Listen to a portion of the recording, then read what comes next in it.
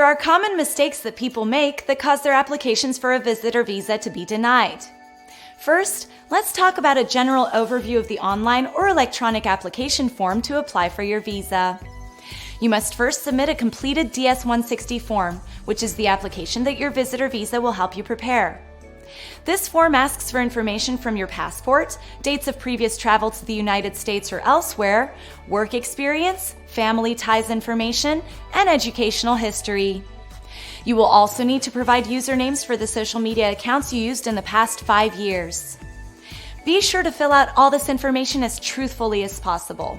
If you don't understand something, seek help before you put any information on your form, because every single piece of information you provide on your form matters. First thing to avoid, having a social media page that will work against you. Check your social media to make sure it does not have anything that could be prejudicial to you, such as showing the use of weapons, membership in certain groups, or information about unlawful work in the United States. You also do not want to say that you plan to move to the U.S. permanently once you get your visit or visa.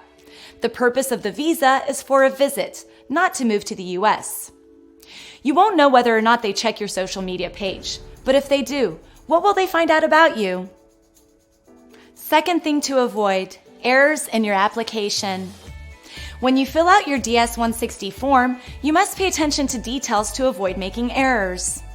The U.S. government will hold you accountable for everything you say and everything you fail to say in your application. They will treat a non-disclosure as a lie. The information you provide should be both correct and complete before you submit your application. Make sure you verify that you have entered the date correctly and that you did not make any spelling errors. Remember to include only the information asked for. Additional information you include in your application may hurt you. However, you must be truthful in your application and do not leave out any requested or relevant information. Third thing to avoid, not knowing what is in your application. When you go to the consular interview, you are expected to know everything that was written in your application for a visa. You must be able to answer all questions in a way that is consistent with the information you put in your application. If you have any inconsistencies or discrepancies between what you wrote and what you say, you put yourself at risk of being denied the visitor visa, or worse, being accused of committing fraud. Even if someone else has filled out the form for you, you need to know every single thing it says and be able to discuss that information with the consular officer. Fourth thing to avoid, not being able to explain important information.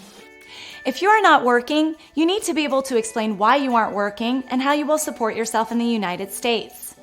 If you are going to visit a friend, you must be able to detail the relationship, including how you know each other and where you will stay. If you say you are working, you need to be able to prove it.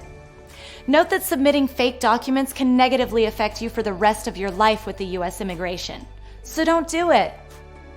Fifth thing to avoid, having rehearsed answers to questions. It makes sense that you are nervous about your appointment and want to do well, but don't over-rehearse your answers.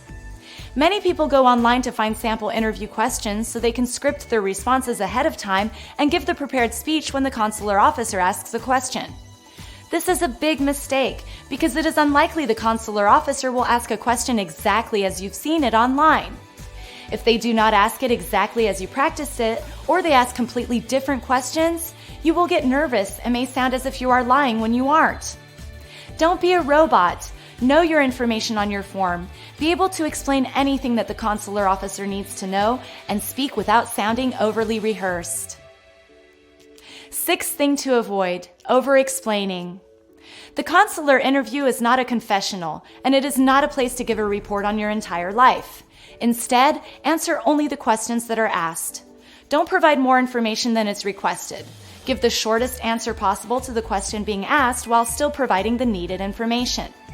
Again, you must be truthful in your answers and explanations.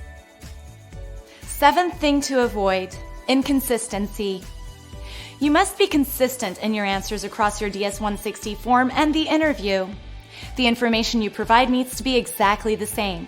The consulate should be able to ask you the same question in 3 different ways and always receive the same answer. Being inconsistent, even with small details, could cause your entire application to be denied.